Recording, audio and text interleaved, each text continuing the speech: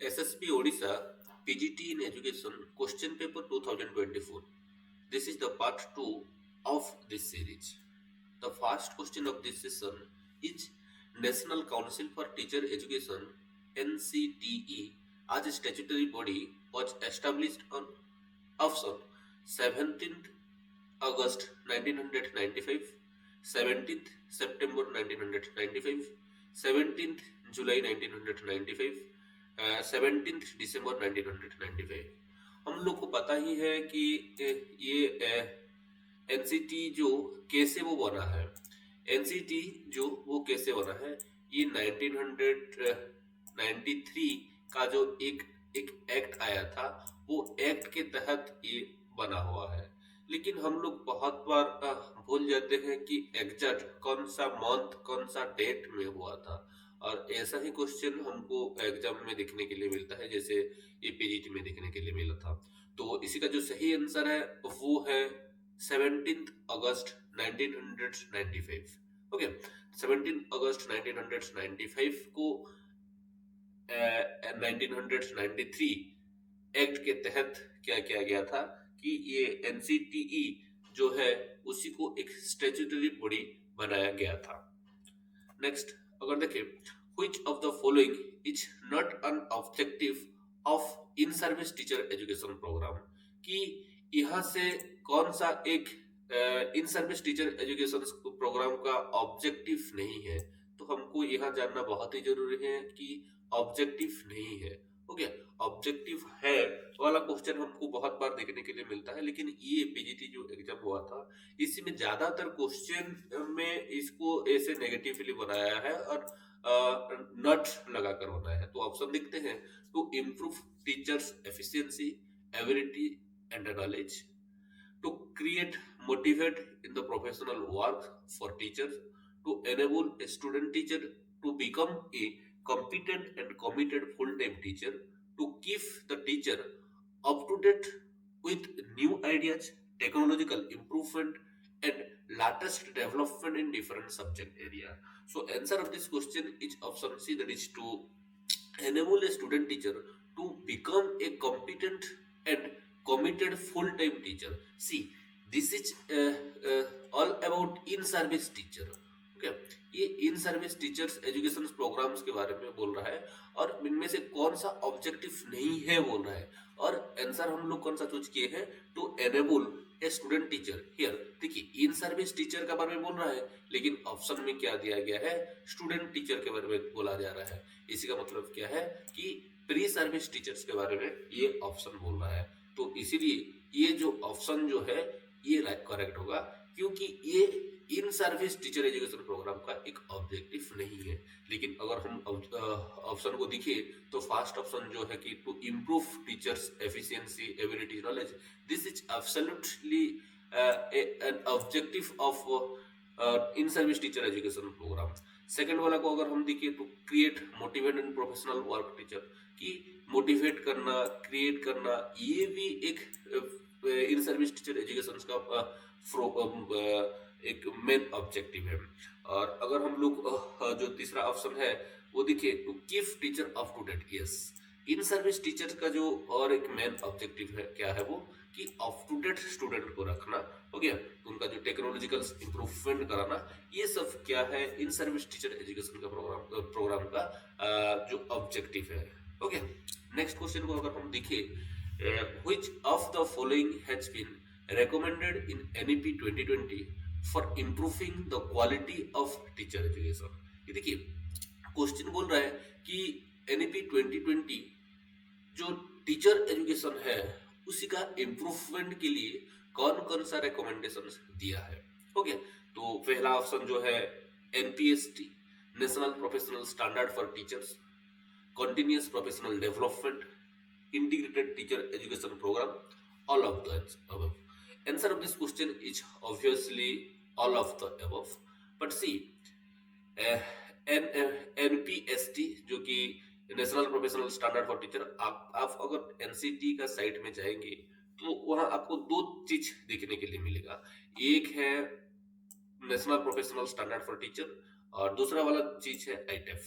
Okay, integrated teachers education program, जो कि इसी साल से ही लागू हो गया है ऑल ओवर इंडिया में। ओके, तो पहले से ही लागू हो गया था, लेकिन इस साल एकदम बढ़ चढ़कर इसी को क्या किया जा रहा है, इम्प्लीमेंट किया जा रहा है। और जो national professional standard for teacher, ये इसी का भी आपको देखने के लिए मिल जाएगा। और ये जो सीपीडी जो है, कंटिन्यूअस प्रोफेशनल्स डेवलपमेंट प्रोग्राम जो है, ये तो एनईपी बोला ही है, उसका रिकमेंडेशन में बोलता है कि कम से कम 100 आवर 100 आवर फॉर ईयर एक टीचर को क्या करना चाहिए कि उसको प्रोफेशनल्स डेवलपमेंट प्रोग्राम्स के तहत उसको करना पड़ेगा। और ये ऑनलाइन होगा, ऐसे बोलकर ये ऑनलाइन या ऑफलाइन दोनों हो सकता है, लेकिन ज्यादातर ऑनलाइन वो प्रीफर किया गया है। ओके, ये हमारा एनईपी रिकमेंड किया है। Next, assessment is defined as the process of some gathering information about student learning and performance, interpreting the information and making judgment, assigning number to represent how much the student has demonstrated in respect of different learning outcome. None of the above. See, these are the options. First, we will see the answer of this question. Answer of this question is option A, that is gathering information about students learning and performance. Okay, कि जब हम लोग assessment का बारे में बोल रहे हैं, मेजरमेंट के बारे में बोल रहे हैं, इवैल्यूएशंस के बारे में बोल रहे हैं, तो देखते हैं जब हम लोग मेजरमेंट के बारे में बोल रहे हैं तब क्या बोल रहे हैं कि वहां हम लोग जब कोई नंबर असाइन कर रहे हैं तो उसको हम लोग क्या बोल रहे हैं कि मेजरमेंट बोल रहे हैं।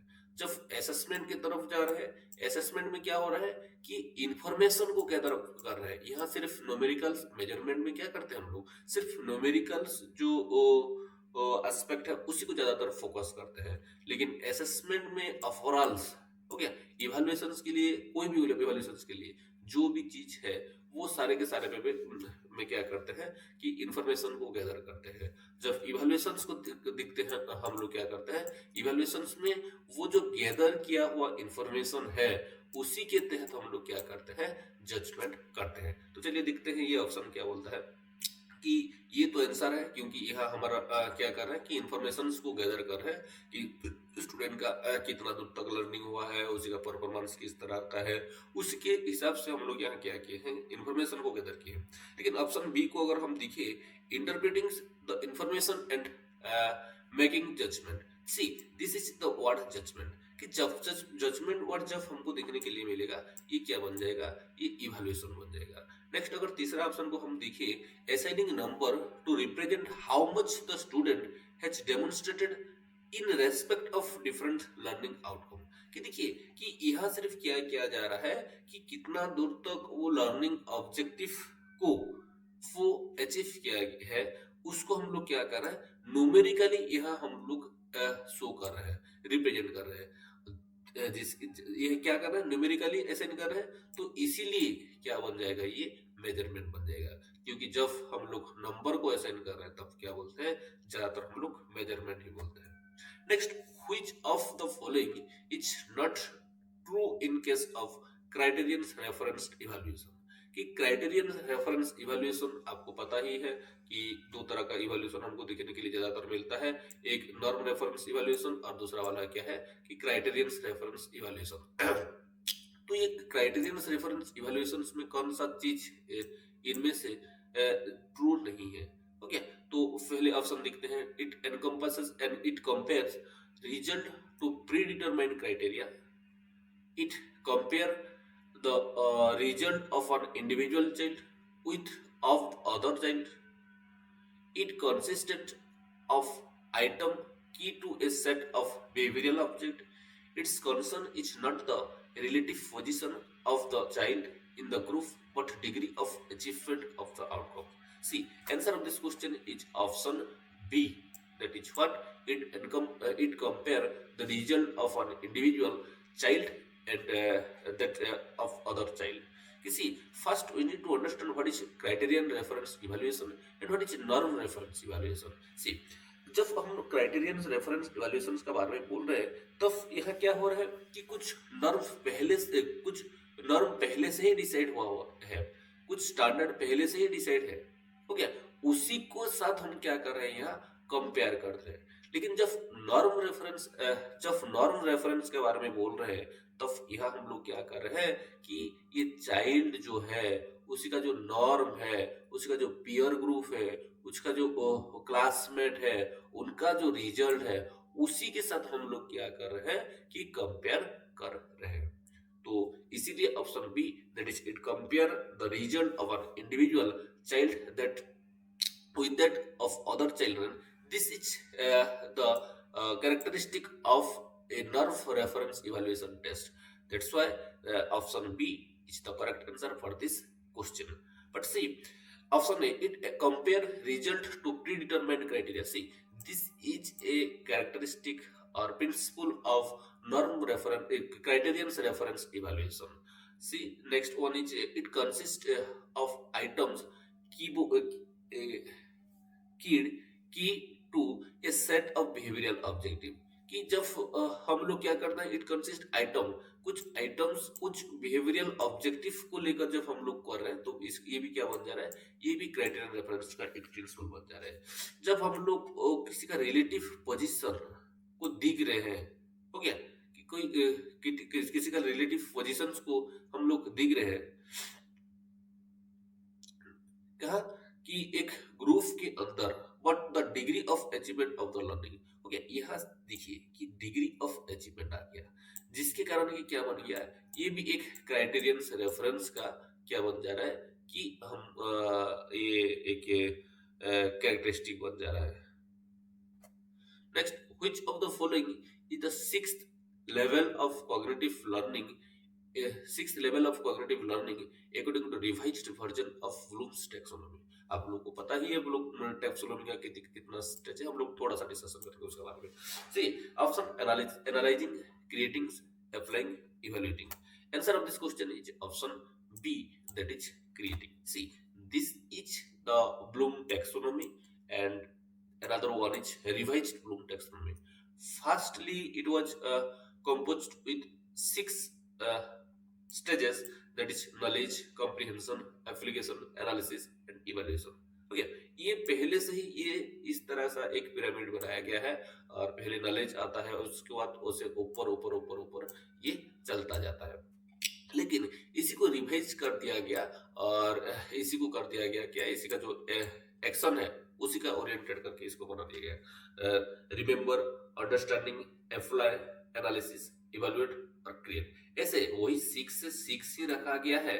और अगर आप देखेंगे नॉलेज का अगर जो एप्लीकेशन पार्ट वो है रिमेंबर है, कॉम्प्रिहेंशन का अंडरस्टैंडिंग है, एप्लीकेशन का अप्लाई है, एनालिसिस का एनालाइज है, हो गया। लेकिन यहाँ ये जो 2 स्टेज है, यहाँ सिर्फ क्या हुआ है, ये चेंज कर दिए हैं कि सिंथेसिस कहाँ चला गया है, ऊपर चला गया है, और इवैल्यूएशन क्या चला आया है, नीचे चला आया है। लेकिन इसका क्वेश्चन क्या है कि ये जो 6th लेवल है वो रिवाइज्ड में कौन सा है, तो आप देखने के लिए मिलेगा क्या है, क्रिएटिंग, हो गया, creating. That's why creating is the answer of this question. Next, which of the following is not characteristic of a standardized test? Okay, कि एक स्टैंडर्डाइज टेस्ट का कौन सा कैरेक्टरिस्टिक नहीं है। अब हमको not a characteristic of standardise test को ढूंढना है। First option is it is constructed by test expert. Okay, कि ये जो टेस्ट होता है स्टैंडर्डाइज टेस्ट, इसी को एक्सपर्ट लोग बनाते हैं। दूसरा वाला जो ऑप्शन है, it procedure of administration, scoring and interpretation are specific detail, कि ये जो हमारा स्टैंडर्डाइज टेस्ट होता है उसका जो एडमिनिस्ट्रेशन, कैसे उसको एडमिनिस्टर किया जाएगा, कैसे स्कोरिंग किया जाएगा, किस तरह से इंटरप्रेट किया जाएगा, हो गया, इसके बारे में एकदम स्पेसिफिक डिटेल्स हमको मेंशन हुआ मिलता है, हो गया, स्टैंडर्डाइज टेस्ट का। ये है दूसरा ऑप्शन। तीसरा ऑप्शन अगर देखिए, नॉर्म्स फॉर डिफरेंट एज और ग्रेड लेवल आर प्रीडिटरमाइंड, कि स्टैंडर्डाइज टेस्ट का जो नॉर्म होता है वो अलग अलग एज ग्रुप और अलग अलग ग्रेड लेवल्स के लिए प्री डिटरमाइंड रहता है कि पहले से ही ये डिसाइड हुआ रहता है। और लास्ट ऑप्शन जो है, its validity is checked and ascertained by teacher made test, कि इसी का जो वैलिडिटी है वो उसको कौन चेक करता है, कि टीचर मेड टेस्ट के हेल्प से उसको चेक किया जाता है और उसको असर्टेंस किया जाता है। तो these are the option of this question, but the answer of this question is option D, that is कि ये जो टीचर मेड टेस्ट जो है वो स्टैंडर्डाइज को कभी चेक नहीं कर सकता और उसी को एसेटन नहीं करता। But the first three option that is constructed by text expert, this is also a characteristic of standardized test. Second one is कि उसका जो प्रोसीजर है एडमिनिस्ट्रेशन का, स्कोरिंग का, इंटरप्रिटेशन का, उसका एकदम मेंशन हुआ रहता है, ये भी कैरेक्टरिस्टिक है। ओके, और उसके साथ साथ ये अलग अलग एच और नॉर्म के लिए जो उसका नॉर्म्स जो है वो अलग अलग रहता है, वो भी एकदम परफेक्ट है एक स्टैंडर्डाइज टेस्ट के लिए। लेकिन कोई भी कभी भी एक स्टैंडर्डाइज टेस्ट को टीचर मेड टेस्ट के द्वारा उसको एसेटन्स नहीं किया जा सकता। Next question is construct validity of a test refers to the extent to which, कि जब हम लोग कंस्ट्रक्ट वैलिडिटी के बारे में बोल रहे हैं कि ये एक तरह का वैलिडिटी है जो कि क्या कर रहा है कि एक टेस्ट को क्या कर रहा है। ऑप्शन देखिए, a test for forecast an outcome, कि एक टेस्ट का जो आउटकम है उसको फोरकास्ट कर रहा है। ओके, दूसरा वाला क्या है कि a test measure the characteristic of a trait being measured, कि एक ट्रेट का जो कैरेक्टरिस्टिक है, एक टेस्ट का जो कैरेक्टरिस्टिक है उसका जो ट्रेड है उसी को वो मेजर कर रहा है। A test measure the different content area and objectives of instruction, कि एक टेस्ट जो कि क्या कर रहा है कि डिफरेंट कंटेंट एरिया और ऑब्जेक्टिव ऑफ इंस्ट्रक्शंस को मेजर कर रहा है। हो गया। A test compare with another assessment concurrently available, और उसके साथ साथ एक टेस्ट जहाँ के हम क्या कर रहे हैं कि कॉन्करेंटली अवेलेबल और एक टेस्ट के साथ हम लोग कंपेयर कर रहे हैं। See the answer of this question is option B. Okay, कि आंसर कौन सा है कि ऑप्शन बी, क्योंकि यहाँ जब हम लोग कंस्ट्रक्ट वैलिडिटी की बात कर रहे हैं और ट्रेड का बात कर रहे हैं तो आंसर जहाँ ट्रेड दिखेगा वो आंसर बन जाएगा, क्योंकि कंस्ट्रक्ट वैलिडिटी में हम लोग को क्या देखते हैं, ज्यादातर ट्रेड को ही देखते हैं, साइकोलॉजिकल एस्पेक्ट को देखते हैं। ओके, लेकिन जब हम लोग कंटेंट वैलिडिटी का बात कर रहे हैं तो कंटेंट वैलिडिटी में हम लोग वो कंटेंट कितना दूर तक सही है उसको हम लोग देखते हैं। जब फेस वैलिडिटी के बारे में बात कर रहे हैं तब हम लोग सिर्फ सुपरफिशियली दिखते हैं कि एक टेस्ट का जैसे दिख रहा है या नहीं, और उसके साथ साथ उसका ऑब्जेक्टिव का फुलफिल करने का जैसा ये लग रहा है या नहीं, वो ऊपर से ही देख लेते हैं। कंस्ट्रक्ट वैलिडिटी की बात जब कर रहे हैं तब ट्रेड के बारे में देखते हैं। हो गया। कॉन्करेंट वैलिडिटी जब बोलते हैं तब इसे एक ये वाला ऑप्शन जो बोल रहे हैं कि कॉन्करेंटली अवेलेबल एक टेस्ट के साथ हम लोग क्या करते हैं, वहाँ हम लोग कंपेयर करते हैं। ओके, तो these are some of the types of validity. Next, which of the following is not true? Option: reliability is a condition for validity. All valid tests are reliable. A reliable test is always valid. Both reliability and validity refer to the test result but not to the test itself. किसी की first option क्या बोल रहा है कि ये reliability जो है ये एक तरह का कंडीशन है किसके लिए, वैलिडिटी के लिए। इसी का मतलब ये बोल रहा है कि अगर कोई टेस्ट रिलेबल नहीं है तो वो कभी वैलिड नहीं हो सकता। इस तरह का एक सेंस जनरेट कर रहा है। Next, all valid test are reliable. उसके बाद बोल रहा है दुनिया में जितना भी वैलिड टेस्ट है वो सारे के सारे क्या है कि रिलेबल है। तीसरा वाला क्या है, a reliable test is always valid. उसके बाद बोल रहा है दुनिया में जितना भी रिलेबल टेस्ट है वो सारे के सारे वैलिड टेस्ट है। नेक्स्ट जो है वो क्या बोल रहा है, both reliability and validity refers to the test result but not the test itself, कि ये reliability और validity जो है वो क्या करते हैं कि उसका जो टेस्ट का जो रिजल्ट को वो लोग क्या करते हैं, रेफर करते हैं, ताकि वो लोग वो खुद जो टेस्ट है उसी को वो लोग रेफर करते हैं। Answer of this question is option C, that is what कि question is asking not true. हो गया, कि कौन सा सही नहीं है इनमें से उसको बोला जा रहा है, और option C that is a reliable test is always valid. कि देखिए कि एक वैलिड टेस्ट ऑलवेज रिलेबल है। हो गया, एक वैलिड टेस्ट ऑलवेज रिलेबल है, ये ऑप्शन एब्सोल्युटली राइट है। हो गया, ये जो है ये एब्सोल्युटली राइट है।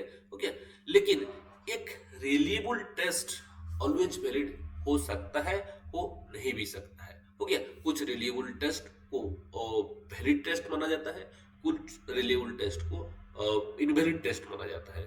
लेकिन अगर कोई टेस्ट वैलिड है, उसका वैलिडिटी है, तो वो ऑटोमेटिकली क्या हो जाता है, उसका रिलेबिलिटी भी रहता है और उसको रिलेबल टेस्ट भी माना जाता है।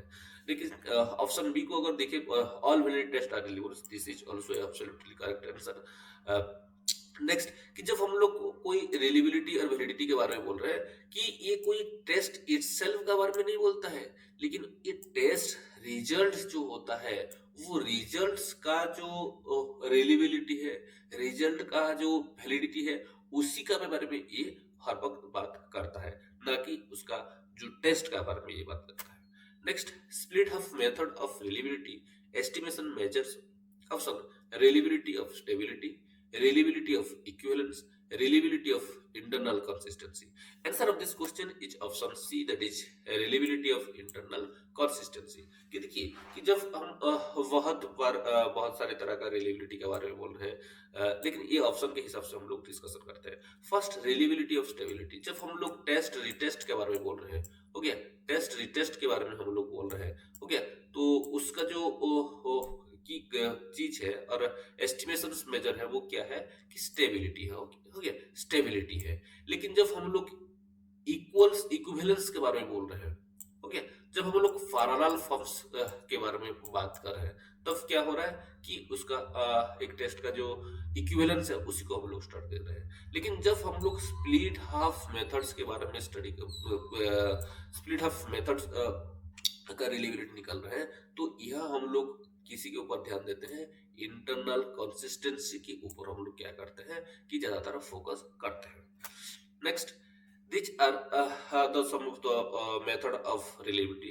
First one is test retest, और यहाँ जो सैम्पलिंग होता है वो टाइम सैम्पलिंग होता है, और यहाँ क्या होता है कि एक कोरिलेशनशिप देखने के लिए हमको मिलता है कि टेस्ट के और उसके साथ साथ री टेस्ट को, क्योंकि यहाँ फर्स्ट टाइम एक टेस्ट को इम्प्लीमेंट किया जाता है और उसके बाद कुछ दिन छोड़कर, और माना जाता है कि ये 1 महीने से लेकर, मतलब ये एक्चुअली अलग अलग बुक में आपको अलग अलग मिलेगा, क्योंकि ये पर्पस के ऊपर डिपेंड करता है। लेकिन रिसर्च फील्ड में हम जब बात करते हैं तब ये रहता है 15 डेज टू, हो गया, 16 या 15 डेज टू 30 डेज के अंडर ही हमको क्या करना चाहिए होता है, रीटेस्ट लेना होता है।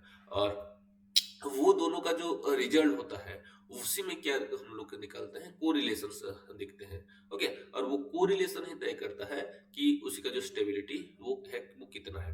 जब हम लोग अल्टरनेटिव फॉर्म ऑफ फॉर्म और पैरेलल फॉर्म्स के बारे में बोल रहे हैं, तब यह हम वो आइटम सैम्पलिंग्स के बारे में देखते हैं। यह टाइम, मतलब एक टाइम से इम्प्लीमेंट करते फिर कुछ टाइम छोड़कर कर रहे हैं, यह क्या आइटम सैम्पलिंग, यह आइटम्स को हम लोग चूज कर रहे हैं, ओके, आइटम के ऊपर हम लोग ज्यादातर फोकस करते हैं।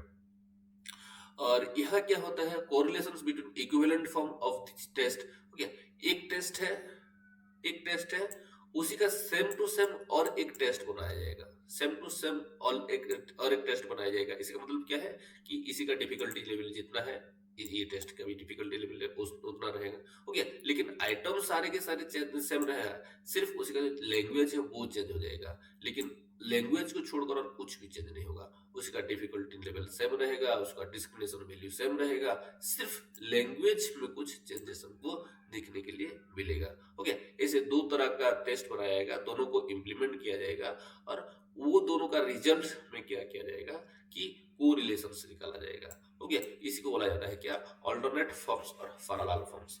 नेक्स्ट है split half method, okay. Split half method एक तरह का मेथड है जहाँ की एक टेस्ट रहता है, ओके, उनमें जो आइटम रहता है वो आइटम्स को एक तो ऑड इवन से हम लोग स्प्लिट कर सकते हैं। अगर कोई टेस्ट है वहाँ 10 क्वेश्चन है, तो 10 क्वेश्चन को हम लोग क्या करेंगे, ऑड इवन 1 3 5, हो गया, एक ग्रुप में रख देंगे और दूसरा वाला में रखेंगे 2 4 6, ऐसे, हो गया।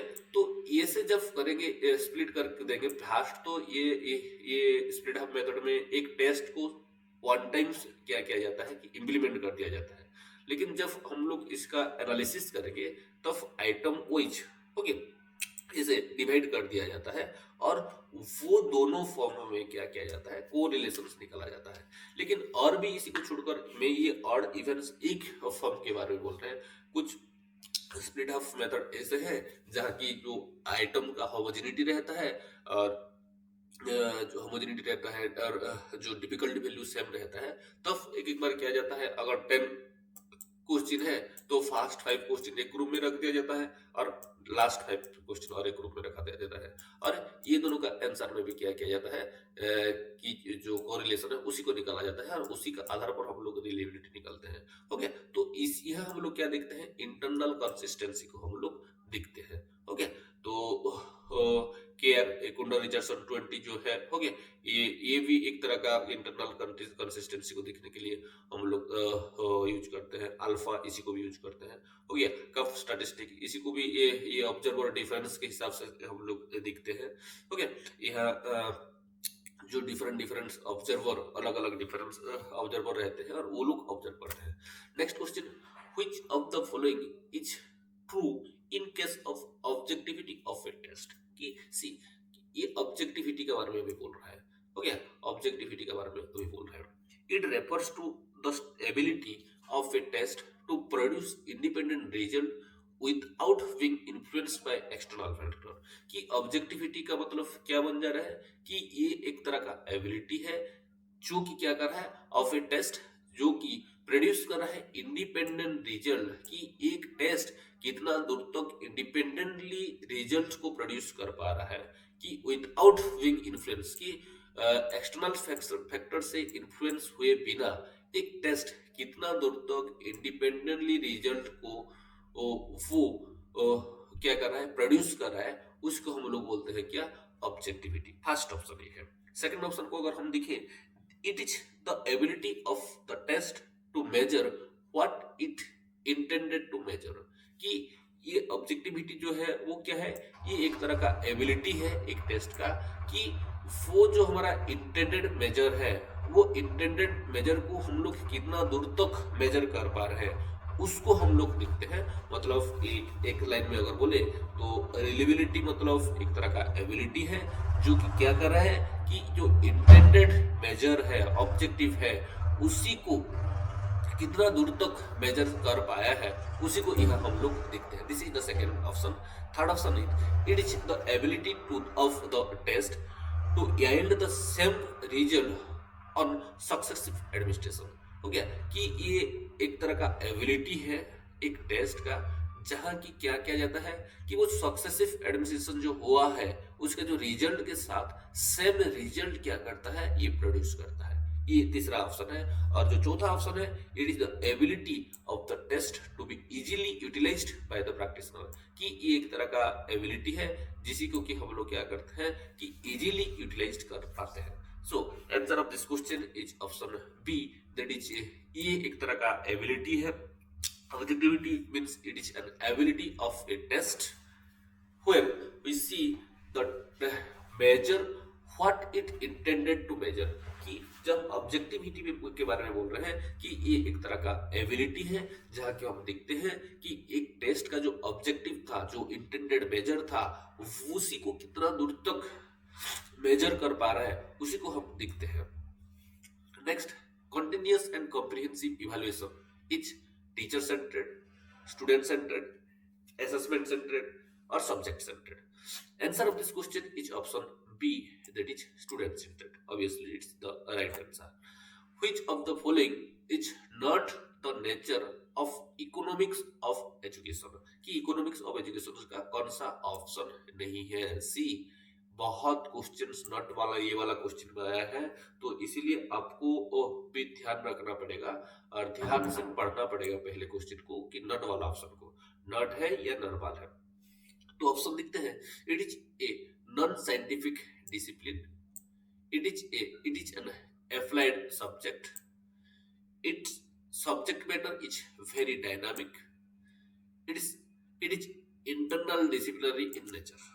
ओके, जब हम लोग फर्स्ट आंसर देख लेते हैं। Answer of this question is option A, this is not A nature of economics of education. Okay, तो इसी को छोड़कर और जो बच रहा है, क्योंकि ये इकोनॉमिक्स ऑफ एजुकेशन जो है वो साइंटिफिक डिसिप्लिन है, वो नॉन साइंटिफिक डिसिप्लिन नहीं है, इसीलिए option A is the correct answer, क्योंकि क्वेश्चन पूछा गया है नॉट बोलकर।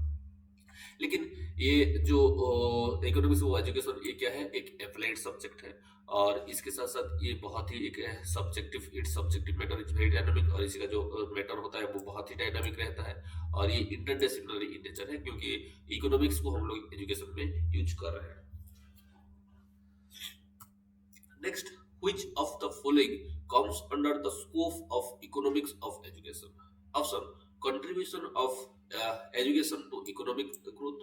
Okay, कि कौन सा स्कोप के अंडर आता है, कि जब हम लोग एजुकेशन का कंट्रीब्यूशन को हम लोग देखते हैं तो उसको हम लोग बोलते हैं क्या, ये इकोनॉमिक्स ऑफ एजुकेशन में पढ़ते हैं। Human capital formation and investment in education, कि ह्यूमन कैपिटल फॉर्मेशन के बारे में जब बोल रहे हैं, इन्वेस्टमेंट ऑफ इन एजुकेशन के बारे में जब बोल रहे हैं, तो तब भी ये इकोनॉमिक्स ऑफ एजुकेशन के अंडर आ रहा है। बजटिंग फाइनेंसिंग के बारे में जब बोल रहे हैं, ये भी तब भी ये इकोनॉमिक्स ऑफ एजुकेशन में आ रहा है। तो answer of this question is option D, that is all of the above. It means क्या, कि जब हम लोग एजुकेशन का जो इकोनॉमिक्स एजुकेशन का जो कंट्रीब्यूशंस है, उसके जो उसको जब हम स्टडी कर रहे हैं वो इसी के अंदर आ रहा है।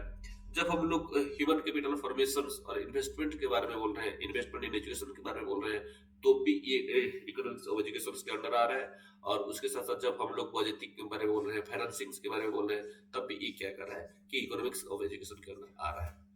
Next, investment in education will increase human capital. Who of the following economists has made the statement? Option: Paul Krugman, Jean Drage, Theodore Scott, Adam Smith. Answer of this question is Theodore Scott. Okay, कि ये बोले थे ये investment जो है, investment in education जो है वो क्या करता है कि ह्यूमन कैपिटल जो है उसको इंक्रीज करता है। Next questions: which of the following statement is not true in case of cost benefit analysis? कि जब हम cost benefit analysis के बारे में बोल रहे हैं, तो इनमें से कौन सा स्टेटमेंट क्या है कि सही नहीं है?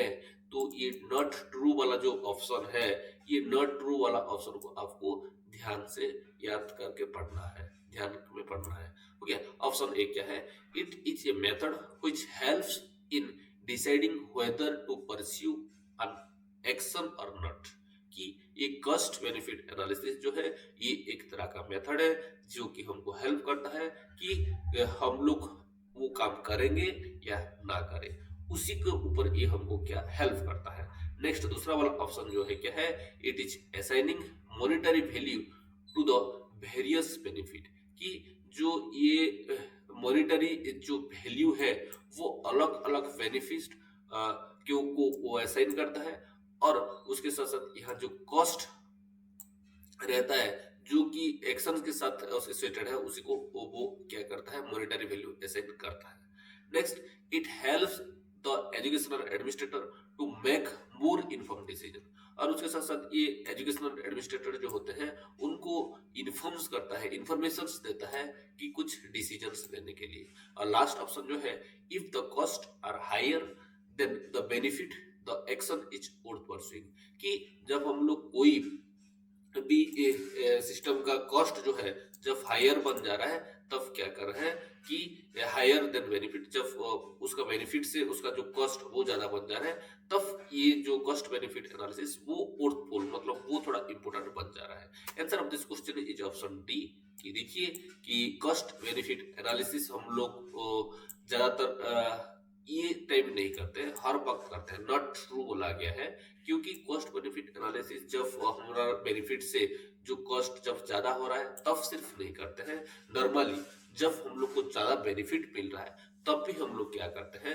कॉस्ट बेनिफिट एनालिसिस को एनालाइज करते हैं, क्योंकि ये भी एक कंटिन्यूअस प्रोसेस है। So this is the correct answer, but not a statement और characteristic associated or aligned with cost benefit analysis. Next, which of the following is known as unit cost? Option: total expenditure incurred by an institution, total income minus the total expenditure by the institution divided by the total number of students, none of the above. Answer of this question is option C, that is total expenditure by the institution divided by the total number of student. किसी कि जब हम लोग total expenditures को एक institution जितना expenditure किया है उसी को हम जब जितना स्टूडेंट है उसमें हम डिवाइड करते हैं ना, तब यूनिट यूनिट कॉस्ट हमको देखने के लिए मिला है कि ये वाला क्वेश्चन बहुत बार रिपीट हुआ है, अलग अलग एग्जाम से अलग अलग वे से पूछा गया है। तो यूनिट कॉस्ट को आपको याद रखना चाहिए। For example there is a school जिसका नाम की ए था, और ये स्कूल एक साल में 100 रुपया फॉर एग्जाम्पल ये क्या किया है, स्पेंड किया है। हो गया, क्या किया गया है कि 100 रुपया ये स्पेंड किया है स्टूडेंट का एजुकेशन के लिए, और एक क्लास में, और ये कौन सा क्लास का स्टूडेंट के लिए 100 रुपया एक्सपेंडिचर किया है, 8 क्लास का स्टूडेंट के लिए किया है।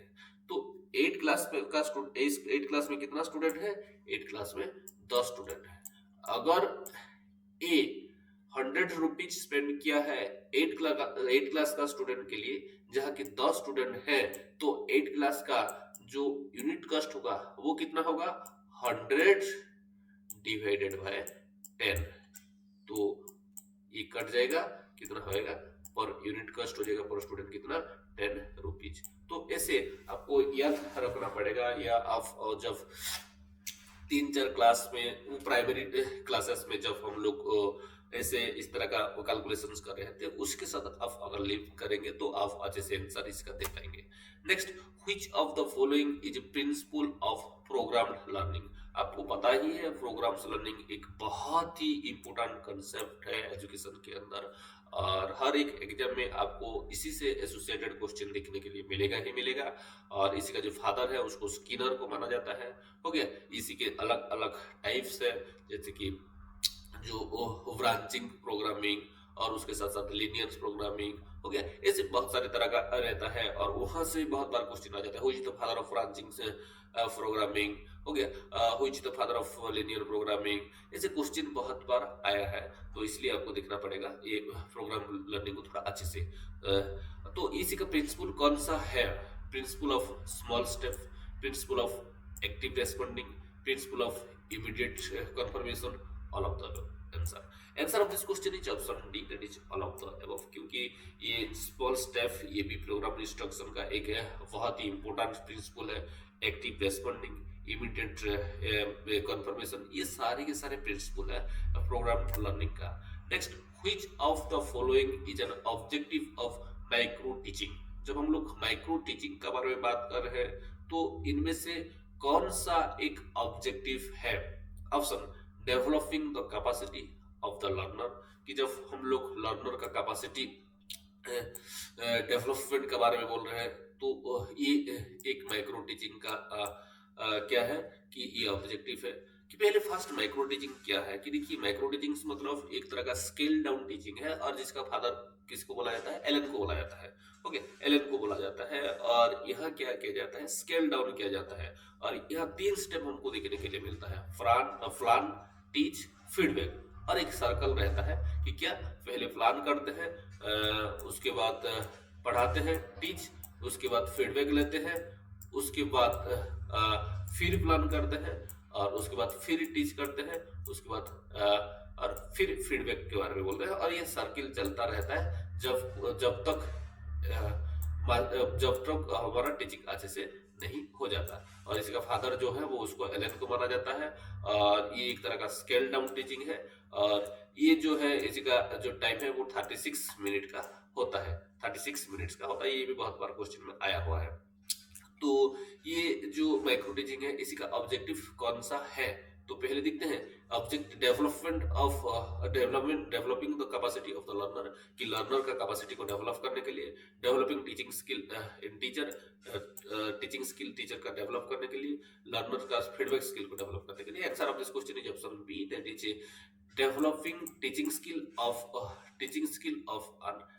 इन टीचर्स। कि देखिए कि माइक्रो टीचिंग जो है ये कहाँ यूज किया जाता है, कि ये टीचर एजुकेशन में ज्यादातर यूज किया जाता है। टीचर एजुकेशन में ज्यादातर यूज किया जाता है। एक स्मॉल ग्रुप ऑफ टीचर को यहाँ हम लोग क्या करते हैं, स्किल करते हैं। ओके, तो option B is the right answer for this. Rate W L N, it's associated with which of the following method of teaching, कि इनमें से ये एलन जो है वो किसके साथ एसोसिएटेड है। मैं पहले से बोल दिया हूँ इसका answer brainstorming, interactive teaching, micro teaching, team teaching. Answer of this question is option B, that is micro teaching is the right answer. Allen is the father of micro teaching. Next, which of the following is not an advantage of team teaching? Option better planning, ये team teaching का कौन सा एक advantages नहीं है। इसका मतलब क्या है, आपको यहाँ डिसएडवांटेजेस ढूंढना पड़ेगा। कौन सा डिसएडवांटेजेस है उसको आपको ढूंढना पड़ेगा। तो फर्स्ट देखते हैं बेटर प्लानिंग हो गया, दूसरा वाला क्या है बेटर यूटिलाइजेशन ऑफ रिसोर्सेज, तीसरा वाला है better uses of teaching technique, तीसरा वाला है possibility of overlapping of ideas among the teachers. Answer of this question is option D. हो गया कि ये एक एडवांटेजेस नहीं है, हो गया किसी का, कि हमारा टीम टीचिंग का, क्योंकि यहाँ ओवरलैपिंग होने का कुछ चांसेस नहीं रहता है। तो बेटर प्लानिंग देखने के लिए मिलता है टीम टीचिंग में, और उसके साथ साथ बेटर यूटिलाइजेशन ऑफ रिसोर्सेज देखने के लिए मिलता है, और उसके साथ साथ क्या होता है कि जो टीचिंग स्ट्रेटेजी है उसका भी बेटर यूज हो पाता है। क्यों यह ओवर प्लानिंग ओवरलैपिंग नहीं होता है आइडिया, क्योंकि ये प्री प्लान होता रहता है। हो गया, जिसके कारण option D is the correct answer. Next, which of the following is not an example of communication tool, कि इनमें से कौन सा एक कम्युनिकेशन टूल का एक कम्युनिकेशन का एक टूल नहीं है। Teleconference, email, chatting, multimedia, encyclopedia. Answer of this question is option D, that is multimedia encyclopedia. Next, which of the following best describe the role of ICT in modern curriculum and pedagogy, कि इनमें से कौन सा वो ICT in modern curriculums and pedagogy, modern curriculum और pedagogy में ये ICT का जो रोल है वो कौन सा ज्यादातर अच्छे से विजुअलाइज कर पा रहा है। Option A, ICT makes teaching and learning more difficult, कि आईसीटी जो है ये टीचिंग एंड लर्निंग को बहुत ही डिफिकल्ट बना देता है। आईसीटी क्या करता है कि it excluded from curricular transition, कि ये आईसीटी जो है वो करिकुलम ट्रांजिशन से क्या रहता है कि एक्सक्लूडेड होकर रहता है, और उसके साथ साथ आईसीटी जो है वो ट्रेडिशनल टीचिंग्स मेथड जो है उसी को रिप्लेस करता है, और उसके साथ जो लास्ट ऑप्शन है आईसीटी है जो हमारा करिकुलम ट्रांजिशन जो है उसको सपोर्ट करता है, और उसके साथ साथ उसी को जो इफेक्टिव यूटिलाइजेशन है टीचिंग लर्निंग प्रोसेस में उसको फैसिलिटेट करता है। तो answer of this question is option D, that is ICT जो है वो क्या करता है करिकुलम ट्रांजिशन को सपोर्ट करता है, और उसके साथ साथ उसी का कैसे इफेक्टिव टीचिंग लर्निंग प्रोसेस हो पाए तो उसको फैसिलिटेट करता है। लेकिन ये जो आईसीटी जो है ये टीचिंग लर्निंग प्रोसेस को डिफिकल्ट नहीं करता, ये इजी बनाता है, और उसके साथ साथ ये करिकुलम ट्रांजिशन से एक्सक्लूड नहीं किया जा सकता है, इसको इंक्लूड करना चाहिए कि एक इंटरेस्टिंग इंटरेक्टिव क्लास करने के लिए। नेक्स्ट, ये कभी भी मॉडर्न रेफ्लेस नहीं कर सकता जो ट्रेडिशनल टीचिंग मेथड उसी को। Next, which of the following is an objective of curriculum evaluation, इनमें से करिकुलम इवैल्यूएशन का कौन सा एक ऑब्जेक्टिव है। Option, to determine the effectiveness of a newly implement curriculums, हो गया कि एक न्यूली इम्प्लीमेंटेड एक न्यू क्या किया गया है कि करिकुलम्स को इम्प्लीमेंट किया गया है, उसका इफेक्टिवनेस को हम लोग स्टडी करना है, तो इसको हम लोग करिकुलम इवैल्यूएशन बोलेंगे। To improve the existing educational material and learning activity, कि देखिए कि पहले से कुछ एजुकेशनल मटेरियल्स है और लर्निंग एक्टिविटी है, उसको इम्प्रूव करने के लिए, उसमें कुछ सुधार लाने के लिए, इम्प्रूवमेंट लाने के लिए हम क्या कर रहे हैं कि जो करिकुलम इवैल्यूएशन है उसको हम लोग कर रहे हैं। To determine program outcomes and to identify the need for revision, कि एक करिकुलम है, एक प्रोग्राम है, उसका आउटकम किस तरह से हमको मिल रहा है उसको डिटरमाइन करने के लिए हम लोग करिकुलम इवैल्यूएशन कर रहे हैं, और उसी के आधार पर कहाँ हमको रिवीजन और चेंजेस का जरूरत है उसके लिए हम लोग करिकुलम इवैल्यूएशन कर रहे हैं। और option D, that is all of the above. Answer of this question is option D, that is all of the above. क्योंकि ये करिकुलम इवैल्यूएशन है जो है एक न्यूली इम्प्लीमेंटेड करिकुलम का इफेक्टिवनेस को जज करने के लिए यूज करते हैं। एक एग्जिस्टिंग एजुकेशनल मटेरियल्स और एक्टिविटीज है उसके लिए उसका इम्प्रूवमेंट के लिए यूज करते हैं, और उसके साथ साथ हम लोग यूज करते हैं कि एक प्रोग्राम्स आउटकम्स को डिटरमाइन करने के लिए और उसमें कुछ रिविजन्स लाने के लिए भी हम यूज करते हैं। Next, educational management is option the process of planning, organizing, leading and evaluating the activities and resources of an educational institution. जब हम लोग एजुकेशनल मैनेजमेंट के बारे में बोल रहे हैं, फर्स्ट ऑप्शन जो है कि ये एक तरह का प्रोसेस है जहाँ कि हम लोग प्लान करते हैं, ऑर्गेनाइज करते हैं और लीड करते हैं, और जो हमारा एक्टिविटीज जो है और रिसोर्सेस जो है उसी को हम क्या करते हैं, यह हम इवैल्यूएट करते हैं। दूसरा वाला ऑप्शन जो है creating a congenial environment for attainment of aims and objective of educational system, की एजुकेशनल सिस्टम्स का जो एम्स और ऑब्जेक्टिव है उसी का जो एक एम्स और ऑब्जेक्टिव जो है उसको कैसे अचीव किया जाएगा, उसके लिए एक कॉन्जेनियस एनवायरनमेंट, एक सेटिस्फैक्टरी एनवायरनमेंट बनाना भी ये को भी एजुकेशनल मैनेजमेंट बोला जाता है। Next, improving teaching and learning in A school through effective use of administrative tool, education software and best practices, कि एक इंस्टीट्यूशन का जो टीचिंग लर्निंग प्रोसेस होता है, ओके, उसमें कुछ उसका जो एडमिनिस्ट्रेटिव टूल है और उसका जो सॉफ्टवेयर और बेस्ट प्रैक्टिसेस है उसको एक इफेक्टिव वेज में यूज करके उसमें कुछ इंप्रूवमेंट लाना भी एजुकेशनल मैनेजमेंट बोला जाता है। All of the above, answer of this question is all of the above, obviously this is the answer of this question. Next, in which type of leadership style leaders do postpone their decisions whenever possible, कि कौन सा ऐसा leadership style है जहाँ की ये leaders जो होते हैं उनका डिसीजन जो होता है वो उसको पोस्टपोन करते हैं। फर्स्ट ऑप्शन है democratic leadership, autocratic leadership, laissez leadership, transformational leadership. पहले तो देखते हैं कि डेमोक्रेटिक लीडरशिप क्या है। ये डेमोक्रेटिक लीडरशिप स्टाइल एक तरह का लीडरशिप स्टाइल है जहाँ की वो सारे के सारे जो वर्कर होते हैं उनको उनका एक इंक्लूसिविटी देखने के लिए मिलता है, उनका एक्टिव पार्टिसिपेशन देखने के लिए मिलता है।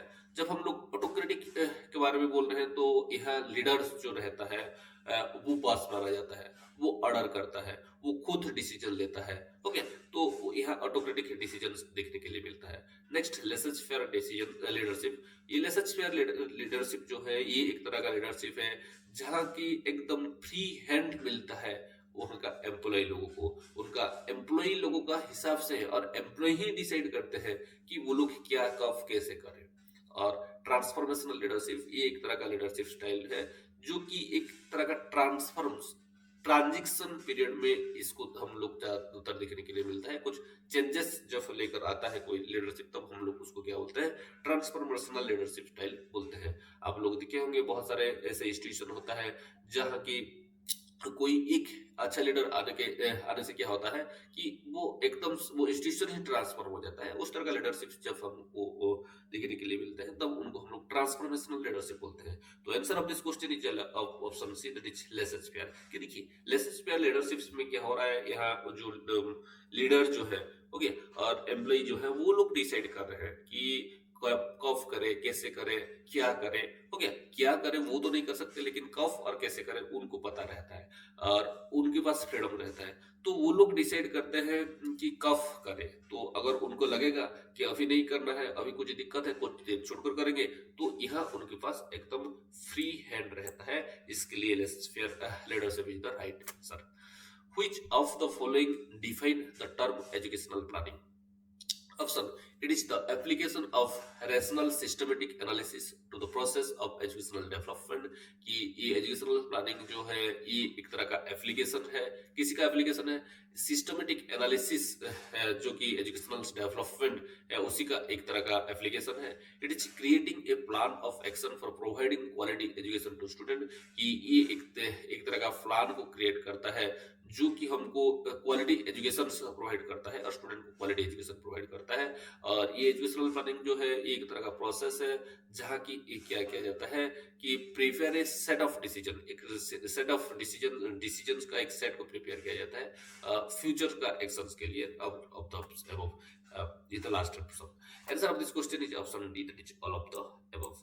कि एजुकेशनल प्लानिंग जो होता है ये एक तरह का रेशनल सिस्टमेटिक एनालिसिस रहता है और उसके साथ साथ ये एक तरह का प्लान ऑफ एक्शंस प्रोवाइड करता है और उसके साथ साथ यहाँ एक डिसीजन का सेट को भी बनाया जाता है फ्यूचर्स के लिए। Okay, that's why option D, that is all of the above, is the correct answer. Who said institutional planning is a milestone in the journey towards improvement of education? Option M.B. Bush, F.W. Taylor, E.W. Franklin, Robert House. Answer of this question is option C, that is E.W. Franklin. Which of the following refers to the modern concept of curriculum? कि इनमें से modern concept of curriculums किसी को बोला जाता है? Subject studied by the teacher in school, totality of experience provide to the student in the school, courses of study followed in the school, experiences obtained through classroom teaching and participation in games and sports. Answer of this question is option B, that is totality of experience. See कि जब हम लोग curriculums को हम लोग देख रहे हैं, करिकुलम्स का मीनिंग के बारे में जब बोल रहा है तो हम लोग को टोटलिटी ऑफ एक्सपीरियंस को ही दिखना चाहिए। हो गया, ये क्वेश्चन हमको थोड़ा सा डिस्ट्रैक्ट करने के लिए अलग अलग जो एडजेक्टिव है उसको यूज करता है। कॉन्सेप्ट ऑफ मॉडर्न यहाँ यूज करते हैं, मॉडर्न कॉन्सेप्ट ऑफ करिकुलम, तो इसलिए बहुत सारे स्टूडेंट ऑप्शन डी की तरफ अट्रैक्ट हुए होंगे, लेकिन answer of this question is option B. बहुत बार आप देखे होंगे आरटी के बारे में क्वेश्चन देता है। आरटी ओडिशा में या कोई एक पर्टिकुलर स्टेट में कब इम्प्लीमेंट हो गया था? ओके, और ऑप्शन देता है 2009, 10, 11, 12 ऐसे दे देगा। तो आपको लगेगा कि ये ओडिशा के बारे में बोल रहा है या कोई पर्टिकुलर स्टेट के बारे में बोल रहा है, तो हो सकता है ये 2009 में इम्प्लीमेंट हो सके, लेकिन ऐसा नहीं, वो इम्प्लीमेंट ही हुआ था 2010 में। हो गया, ऑल ओवर इंडिया में, लेकिन सिर्फ थोड़ा सा ये स्टूडेंट को डिस्ट्रैक्ट करने के लिए ही क्या किया जाता है, क्वेश्चन में एक दो एडजेक्टिव को यूज किया दिया जाता है। हो गया, next, which of the following is not a determinant of psychological base of curriculum development? कि इनमें से जो दिया गया है ऑप्शन, इनमें से कौन सा एक साइकोलॉजिकल बेस नहीं है करिकुलम डेवलपमेंट का? Option behavioural learning theory, cognitive and developmental learning theory, social development theory, humanistic learning theory, कि इनमें से कौन सा नहीं है? Answer of this question is option C, that is social development theory. कि आपको पता ही है कि जब हम लोग बेसिस ऑफ करिकुलम्स पढ़ रहे हैं तब हम लोग फिलोसॉफिकल, साइकोलॉजिकल, सोशल पढ़ रहे हैं, तो ये बिहेवियरल लर्निंग थ्योरी भी हमको वहाँ दिखने के लिए मिल रहा है, cognitive and developmental learning theory भी दिखने के लिए मिल रहा है, ह्यूरिस्टिक लर्निंग थ्योरी भी दिखने के लिए मिल रहा है, लेकिन ये जो सोशल डेवलपमेंट थ्योरी हो गया, ये थ्योरी को हम लोग नहीं पढ़ रहे हैं। हम लोग पियाजे को तो पढ़ रहे हैं, वाइगोत्स्की को पढ़ रहे हैं, हम लोग वाटसन को भी पढ़ रहे हैं, हो गया, और हम लोग मास्लो को भी पढ़ रहे हैं, लेकिन हम लोग सोशियोलॉजी का जो सोशल डेवलपमेंट थ्योरीज जो है उसी को हम लोग पढ़ नहीं रहे हैं करिकुलम डेवलपमेंट के लिए। हो गया, तो इसके लिए this is the right answer. A framework of action for preparing a curriculum is called, कि एक करिकुलम्स को प्रिपेयर करने के लिए जब हम लोग एक फ्रेमवर्क डेवलप करते हैं, ओके, तो उसको हम लोग क्या बोलते हैं? Foundation of education, basis of education, elements of curriculum, curriculum design. Answer of this question is option D, that is curriculum design. हो गया, क्योंकि यहाँ जब हम लोग डिजाइन के बारे में बोल रहे हैं, हो गया, जब हम डिजाइन के बारे में बोल रहे हैं, यहाँ क्या आ जाता है? एक तरह का फ्रेमवर्क आ जाता है, एक तरह का ब्लूप्रिंट आ जाता है, हो गया, एक तरह का स्केच आ जाता है। तो ये स्केच, ब्लूप्रिंट, डिजाइन, फ्रेमवर्क, ये सारे के सारे सिनोनिमस टर्म है, तो इसीलिए इनमें से अगर कोई दो टर्म आपको देखने के लिए मिल रहा है तो उसको आप अलाइन कर सकते हैं। Next, which of the following is not a characteristic of learner centered curriculum design? कि इनमें से कौन सा एक लर्नर सेंटर्ड करिकुलम डिजाइन का कैरेक्टरिस्टिक नहीं है? Okay, not a characteristic of learner centered design. तो नॉट को आप ध्यान रखना पड़ेगा। It is characterized by a factor by a focus on the student as the learner. कि ये लर्नर सेंटर्ड करिकुलम डिजाइन में क्या किया जाता है कि ये स्टूडेंट को लर्नर का जैसे ट्रीट किया जाता है, फोकस किया जाता है, और ये जो है ये प्रायोरिटाइज देता है किसी के ऊपर, नीड एंड इंटरेस्ट के ऊपर। लर्नर का जो नीड एंड इंटरेस्ट रहता है उसी के ऊपर ये ज्यादातर एम्फसाइज करता है। और ये एम्फसाइज करता है लर्नर का पार्टिसिपेशन के ऊपर कि करिकुलम डेवलपमेंट कैसे हो सके, और उसके साथ साथ ये कंटेंट मास्टरी के ऊपर एक सब्जेक्ट मैटर के ऊपर भी क्या करता है, ज्यादातर एम्फसाइज करता है। तो answer of this question is option D, that is it emphasize on the content and mastery of the subject. देखिए ये एक लर्नर सेंटर्ड करिकुलम डिजाइन के बारे में बोल रहा है। ओके, तो यहाँ ऑप्शन क्या बोल रहा है, लेकिन लर्नर सेंटर्ड करिकुलम डिजाइन में ये बोल रहा है कंटेंट के ऊपर एम्फसाइज करता है, मास्टरी के ऊपर एम्फसाइज करता है, सब्जेक्ट मैटर और मास्टरी के ऊपर एम्फसाइज करता है। तो ये तो सब्जेक्ट सेंटर्ड करिकुलम डिजाइन का एक कैरेक्टरिस्टिक है। तो इसीलिए option D is the correct answer. But option A, that is ये स्टूडेंट को लर्नर के जैसे ट्रीट करता है लर्नर सेंटर्ड करिकुलम में, और उसके साथ साथ ये लर्नर सेंटर्ड करिकुलम में जो लर्नर का जो इंटरेस्ट रहता है, नीड रहता है, उसको हम लोग एम्फसाइज करते हैं। और उसके साथ साथ जो लर्नर का जो एक्टिव पार्टिसिपेशन है वो करिकुलम डेवलपमेंट कैसे हो सके उसी को भी हम लोग थोड़ा ध्यान देते हैं। Next, objective centred model of curriculums evaluation was proposed by option Bradley, Tyler, Scriven and Stake. Answer of this question is option B, that is आपको पता ही है, Ralph Tyler is the answer of this questions. Next, the main objective of institutional planning is option improvement of instruction, optimum utilization of existing resources, imparting realism and concreteness to educational planning, all of the above. Answer of this question is option D, that is all of the above is the answer. Next, which of the following committees commission first introduced the concept of wastage and stagnation in education? Option Hatta Committee, Sadler Commission, Radhakrishnan Commission, Kothari Commission. Answer of this question is option A, that is Hatta Commission. ये बहुत बार ये वाला question को पूछा गया है कि ये जो वेस्टेज एंड स्टैग्नेशन, ये कौन सा एजुकेशन कमिटी एंड कमीशन इसको इंट्रोड्यूस किए थे और रेकमेंड किए थे? तो वो है हाट्टा कमेटी। बहुत बार ऐसे भी क्वेश्चन आ जाता है, what is wastage, what is stagnation.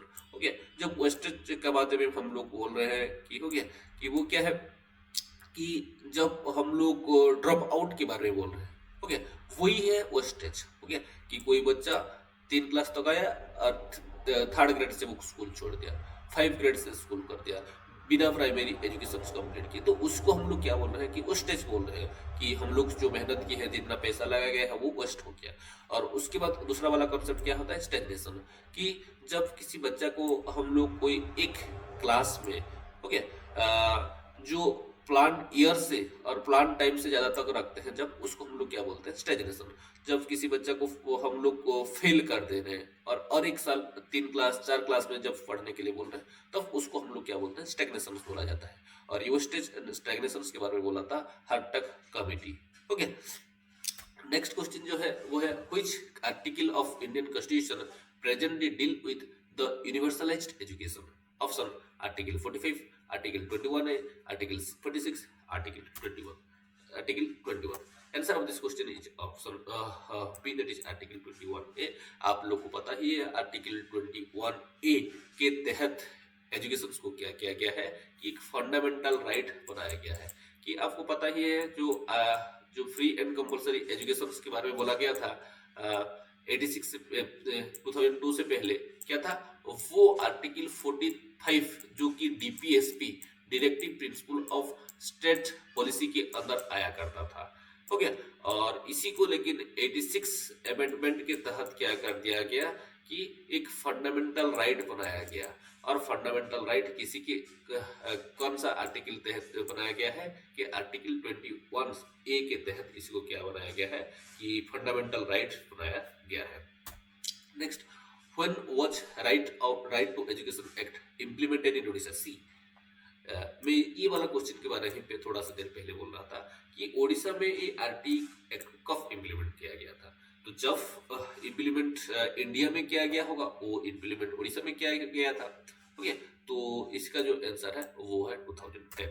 Next, which section of the article RT act 2009 act prohibit physical and mental harassment to a child? Section 17, 8, 26, none of the above. Answer of this question is option A, that is section 17. इस section 17 जो है वो क्या बोलता है कि ये students का जो मेंटल हैरेसमेंट है, फिजिकल हैरेसमेंट है, उसका बारे में ये बोलता है। जो NPGL जो है, national program for education of girls at elementary level जो है, ये किसी के साथ रिलेटेड है? NP 86, Ramsa, DPP, SSA. Answer of this question is option D, that is SSA, सर्व शिक्षा अभियान. Which of the following document affirmed that lifelong education is the keystone of a learning society? Option: learning to do, learning to be, learning without burden, learning to live together. Answer of this question is option B दिया गया है कि जब हम लोग को learning society का बारे में बोल रहे हैं, हो गया, कि एक सोसाइटी कैसा होगा उसके बारे में जब बोल रहे हैं, हो गया, तो हम लोग लर्निंग टू बी के बारे में बोल रहे हैं। लेकिन जब एक्शन ओरिएंटेड करेंगे तब क्या हो जाएगा कि क्या कर रहा है, क्या करना चाहिए, तब लर्निंग टू डू, हो गया। लर्निंग टू विदाउट बर्डन, ये एक हमारा रिपोर्ट आया था, कमीशन आया था, उसको हम लोग को लर्निंग विदाउट बर्डन के बारे में बोला गया था। आई थिंक यशपाल कमेटी का रिपोर्ट ये। नेक्स्ट है लर्निंग टू लिव टुगेदर। जब हम लोग वसुधैव कुटुंबकम, उसका एक ऑलरेडी क्वेश्चन आ चुका है, उसका बारे में जब हम लोग बोल रहे हैं लर्निंग टू लिव टुगेदर, हो गया, तब किसी के अंदर जा रहा है कि ये लर्निंग टू लिव टुगेदर वाला जो पिलर है उसी के अंदर जा रहा है। Which of the following is not a mode of transmission of HIV? आपको पता है HIV के बारे में, जो ये कौन सा मोड फॉर ट्रांसमिशन नहीं होता है, हो गया। यहाँ अगेंस्ट एक क्वेश्चन नट्स लगा कर दिया हुआ है। तो sexual contract with infected person, sharing the infected needles, shaking hand with infected people, transfusions of contaminated blood. Answer of this question is option C, कि जब हम लोग किसी के कोई इन्फेक्टेड पर्सन से हैंडशेक कर रहे हैं तब ये इन्फेक्ट नहीं होता है, लेकिन जब हम लोग कोई इन्फेक्टेड पर्सन के साथ सेक्स कर रहे हैं तब ये हो जा रहा है। जब इन्फेक्टेड नीडल्स हम लोग यूज कर रहे हैं, वो नीडल्स के थ्रू भी ये क्या हो जाता है, स्प्रेड करता है और इन्फेक्टेड हमको होने का खतरा रहता है। और उसके साथ साथ वो HIV कंटामिनेटेड ब्लड को जब हम लोग यूज कर रहे हैं तब भी हमको HIV होने का खतरा रहता है। Which of the following is not a major component of environmental education? Environmental education का कौन सा एक मेजर कंपोनेंट नहीं है? Option: awareness and sensitivity to the environmental challenge, कि ये जो एनवायरमेंटल चैलेंज जो है उसका अवेयरनेस और सेंसिटिविटी, और उसके साथ साथ एटीट्यूड्स जो कि रहता है, concerns for the developing environment, developing environmental quality, environmental quality को जब डेवलप करने का जो एटीट्यूड्स के बारे में जब बोलते हैं तब ये एक बहुत ही क्या रहता है, मेजर कंपोनेंट रहता है एनवायरमेंटल एजुकेशन का। Participation in activities to resolve environmental challenges, कि एनवायरमेंटल चैलेंजेस को रिजल्व करने के लिए जो पार्टिसिपेशन है वो एक बहुत बड़ा चैलेंजेस रहता है। और जब हम लोग पॉलिटिकल कंजर्वेशन करते हैं वो भी बड़ा रहता है। तो answer of this question is option D, क्योंकि ये एक मेजर कंपोनेंट नहीं है, ये पॉलिटिकल कंजर्वेशन ये एक मेजर कंपोनेंट यहाँ का नहीं है। Next, all guidance is education but some aspect of education are not guidance, हो गया, कि बहुत एक अच्छा वाला स्टेटमेंट देखिए, all guidance is education but some aspect of education are not guidance, हो गया। तो इसको कौन से बोले थे? Johns, Crow and Crow, White, Pearson. Answer of this question is option A, that is AJ Johns, जिसको बोला जा रहा है, ये स्टेटमेंट दिए थे कि all guidance is education but some guidance of education are not guidance। Which of the following is not a principle of guidance, कि इनमें से गाइडेंस का कौन सा एक प्रिंसिपल नहीं है? Recognizing not, सी अगेन वही नॉट वाला question, recognizing individual differences, accepting individual need, providing instruction to the individual, holistic development of the individual। Answer of this question is option C, that is providing instruction to the individual। क्योंकि हम लोग guidance में instruction नहीं देते हैं, हम लोग यहाँ इंफॉर्मेशन देते हैं, हो गया, इंफॉर्मेशन देते हैं, ऑप्शन देते हैं, और यहाँ जो डिसीजन होता है, डिसीजन स्टूडेंट या जो गाइडेंस ले रहा होगा वो खुद यहाँ लेता है। सिर्फ यहाँ हम लोग उसको इंफॉर्मेशन देते हैं और कुछ नहीं, यहाँ हम लोग उसको इंस्ट्रक्शन दे ही नहीं सकते, क्योंकि गाइडेंस में जो डिसीजन होता है वो स्टूडेंट को लेना होता है, ना कि गाइड को लेना होता है। Next, E.G. Williamson was the chief exponent of directive counseling, non-directive counseling, eclectic counseling, or none of the above. See, answer of this question is option A, that is directive counseling. जब हम लोग directive counselling के बारे में बोल रहे हैं, Williamson is the father of directive counselling. Non directive का जब बोल रहे हैं तो कार्ल्स रोगर्स के बारे में बोल रहे हैं। एग्लेक्टिक के बारे में जब बोल रहे हैं हम लोग थ्रोन के बारे में बोल रहे हैं। ओके, थ्रोन के बारे में हम बोल रहे हैं। Next, which of the following is not a projective technique of counseling? कि इनमें से दिया हुआ जो ऑप्शन है इनमें से कौन सा प्रोजेक्टिव टेक्निक नहीं है काउंसलिंग का? Rorschach ink blot test, thematic apperception test, army alpha test, और सेंटेंस कंप्लीशन टेस्ट। आप लोग को पता ही है आंसर ऑफ दिस क्वेश्चन कि army alpha test is not a projective test, क्योंकि हम लोग को ज्यादातर डिस्कशन करते हैं असेसमेंट ऑफ पर्सनालिटी में रोसर्च इंक ब्लड टेस्ट के बारे में, थेमेटिक एप्रिसिएशन टेस्ट के बारे में, हो गया सेंटेंस कंप्लीशन टेस्ट के बारे में बोलते हैं। हो गया, तो इसीलिए आर्मी अल्फा टेस्ट हो गया, ये है इसका आंसर, जो कि एक वर्बल टेस्ट जिसको बोलते हैं army alpha test, verbal individual group test उसको बोला जाता है। Which of the following is not an objective of special education? Special education का कौन सा एक ऑब्जेक्टिव नहीं है? Promoting social inclusion, supporting emotional and behavioral growth, providing exclusive education to disabled children, individualized learning strategy. Answer of this question is option C, that is providing exclusive education to disabled children. This is the answer of this question. कि जब हम लोग को कोई special education का मतलब ये बोल C, this is also question related to not. Okay, providing exclusive education to disabled children, कि डिजेबल चिल्ड्रन को हम लोग यहाँ एक्सक्लूसिव एजुकेशन प्रोवाइड नहीं करते हैं, इंक्लूसिव एजुकेशन प्रोवाइड करते हैं। Which of the following is the symptom of mental retardation? Option: developmental delay, memory and learning difficulties, communication and social difficulties, all of the above. Answer of this question is obviously all of the above, क्योंकि एक जो mentally retarded children's वो उसका जो development वो भी delay रहता है, और उसका जो मेमोरी और लर्निंग मेमोरी है जो है वो एकदम कम रहता है, और लर्निंग डिफिकल्टीज फेस करना पड़ता है उसको, और उसको जो कम्युनिकेशन है और सोशल डिफिकल्टीज है वो भी बहुत ज़्यादा देखने के लिए मिलता है। Next, which of the following is not a characteristic of emotionally disturbed child or children? Option: aggression and hyperactivity. See, this is again a question related to not. Okay, aggressions and hyperactivity, anxiety, depression, performing academically well in school despite emotional disturbance, difficulty in adjustment with peers. Answer of this question is option C, that is performing academically well in school despite emotional disturbance. ये तो हो ही नहीं सकता कि कोई child अगर emotionally disturb है तो वो कभी भी एकेडमिकली वेल और गुड हो नहीं सकता। हो गया, तो इसीलिए option C is the correct answer for this question.